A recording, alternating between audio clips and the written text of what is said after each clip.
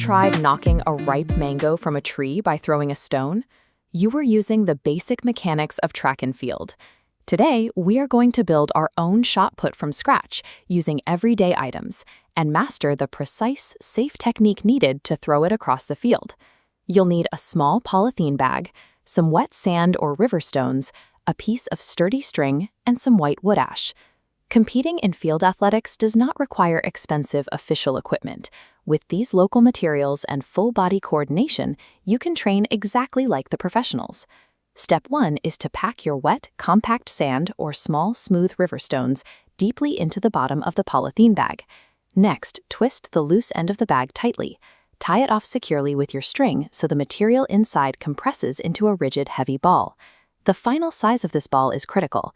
It needs to be heavy, but small enough to rest comfortably right here, at the base of your open fingers. Getting the density and size right ensures the ball will not slip out of your grip mid-throw. This keeps you safe and forces your hand into the correct posture. Before anyone picks up an implement, we have to prepare the field.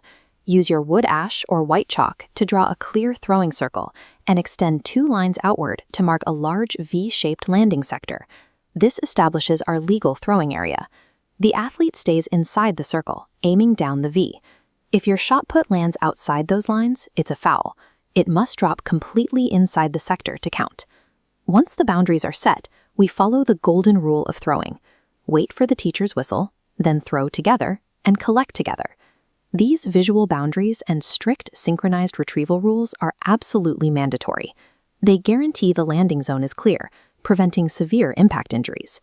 Now, let's establish the grip. Spread your fingers slightly behind the ball. Do not squeeze it tightly like a baseball. Let it rest naturally on the pads of your fingers. Bring the ball up to the base of your jawline. This is the clean hand, dirty neck stance, because the heavy ball is pressed directly against your skin. Keep your throwing elbow elevated and pointing outward. If you drop that elbow toward your ribs, your technique will collapse. Anchoring the heavy implement exactly here stops you from winding up.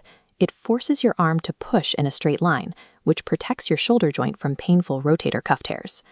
A common mistake beginners make is assuming that a stronger arm automatically results in a longer throw, but the real power is generated from the ground.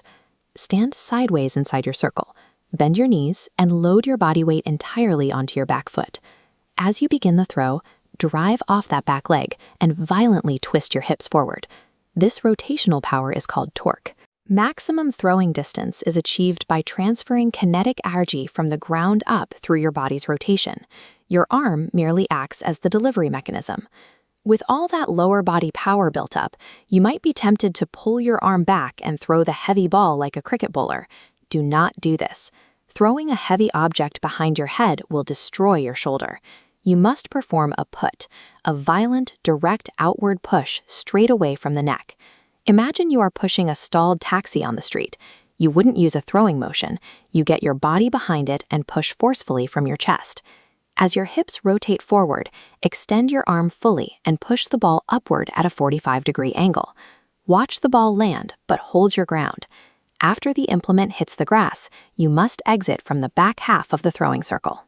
The direct pushing motion protects your muscles from tearing, while stepping out the back proves to the referee that you maintained full physical control and balance after the release. Let's lock in the sequence. Anchor the implement tight to the neck, drive your legs to generate torque, and execute an explosive 45-degree put. And remember the final safety rule. Hold your position and wait for the teacher's whistle before the group walks into the sector to retrieve the equipment. Mastering the shot put requires strict safety discipline. But once you follow the rules, you can channel your body's natural mechanics into controlled, explosive power.